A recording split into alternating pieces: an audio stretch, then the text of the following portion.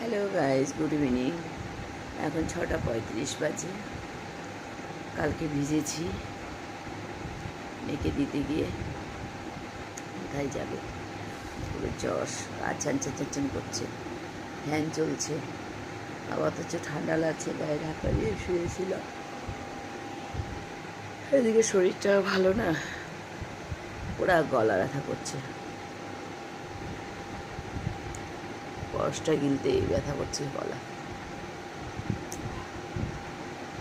পা হাত পা ব্যথা, জ্বর আসবে।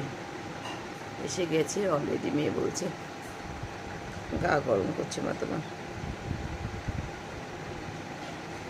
মেয়ে টিউশন রয়েছে আজকে, অনেক দেরিতে কে নিয়ে যাবে, নিয়ে আসবে। রাস্তার কাজ হচ্ছে, বাড়ির সামনে এবড়ে খেবড়ে হয়ে আছে, সব দিকে বিদিকেছি। কাপড়গুলো তুলে রেখেছি, ভাজও করিনি এখন। আর শরীর খারাপ করলে না কিচ্ছু করতে ইচ্ছা করে না, কাজকর্ম। বিছানায় শুয়ে থাকবো, সেটাও চোখের সামনে কাজ দেখে থাকলে আরও মন অসুস্থ হয়ে পড়ে থাকে। করবো এখন, গলাটা খুব ব্যথা করছে, আদা দিয়ে চা করবো। কলসটা গিলতে ব্যথা করছে, জ্বর আসার লক্ষণ, জ্বর আসবে। হাত পা ব্যথা করছে।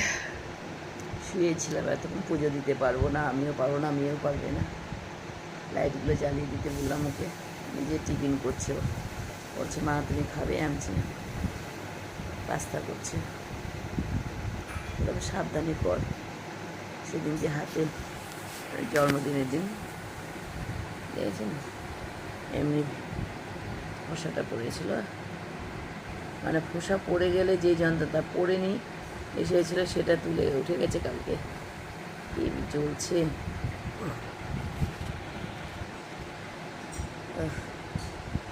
ভালো লাগছে না একলা সংসারে না। শরীর খারাপ হলে খুব খারাপ। মা থাকতো কাছে, মা করতো, এই জন্য বাড়ির বড়দের পাশে থাকা খুব দরকার। মা হোক, শ্বশুরবাড়ির শাশুড়ি হোক, শ্বশুর হোক, বর হোক। আমার তো কেউ নেই, সব একা করতেই হবে।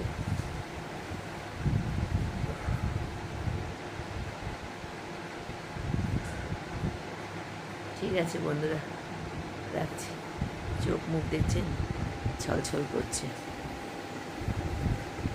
পরে দেখা হচ্ছে শর্ট ভিডিও।